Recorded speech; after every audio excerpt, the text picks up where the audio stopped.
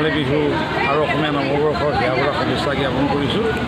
হাওৰাঘাট ৰঙালী বিহু উৎসৱ উদযাপন সমিতিৰ সম্পাদকৰ তৰফৰ পৰা আৰু আমাৰ হাওৰাঘাট ৰঙালী বিহু সমিতিৰ সদস্যাৰ হৈ মই সকলোৱে আন্তৰিক শ্ৰদ্ধা আৰু ৰঙালী বিহুৰ হিয়াভৰা অভিনন্দন জনাইছোঁ।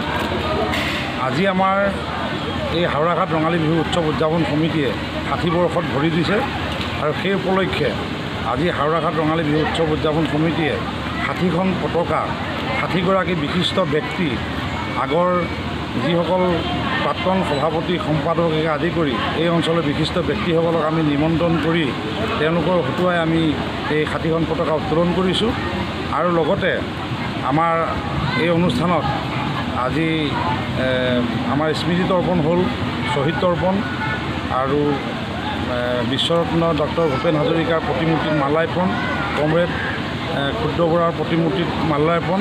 এইখিনি অনুষ্ঠান হৈ যোৱাৰ পিছতেই আমাৰ এটি আজি সুন্দৰ অনুষ্ঠান মহিলাসকলৰ নাৰী তুমি অৰ্ধআকা সেই অনুষ্ঠানটি ইতিমধ্যে সম্পন্ন হৈছে আৰু তাত মুখ্য অতিথি হিচাপে আছিলে আমাৰ অসমীয়া চলচ্চিত্ৰ জগতৰ জনপ্ৰিয় অভিনেত্ৰী শান্তি মেধি ডাঙৰীয়ানী। তেখেতে আহি এই অনুষ্ঠানটি হাত ধৰিছিলে আৰু তাৰপিছতেই আমাৰ এতিয়া পৰম্পৰাগত খেল ধেমালি চলি আছে আৰু এই পৰম্পৰাগত খেল ধেমালি গোটেই দিনজুৰি চলিব আৰু ৰাতিলৈ 5 বজাৰ লগে লগে আমাৰ সদৌ কাৰ্বি আংলং জিলা ভিত্তিত সৰু বিহুৱতী আৰু মইনা বিহুৱতী প্ৰতিযোগিতা আছে।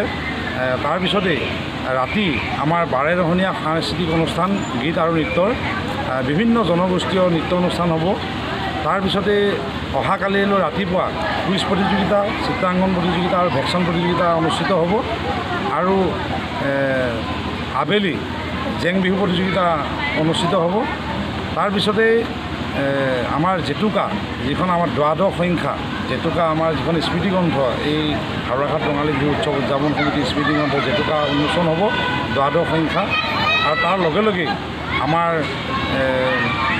স্থানীয় আমন্ত্ৰিত শিল্পীৰ দ্বাৰা আমি গীতৰ শৰাই আগবঢ়াম।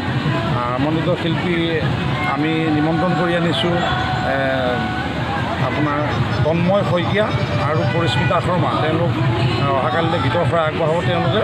গতিকে এই দুদিনীয়া কাৰ্যসূচীত জাতি বৰ্ণ ধৰ্ম নিৰ্বিশেষে সকলোৰে আমি সহায় সহযোগিতা আৰু উপস্থিতি আমি একান্তভাৱে কামনা কৰিছোঁ। এই অনুষ্ঠানটো সফল ৰূপায়ণৰ বাবে সকলোৰে সহায় সহযোগিতা কামনা কৰিছোঁ। ধন্যবাদ।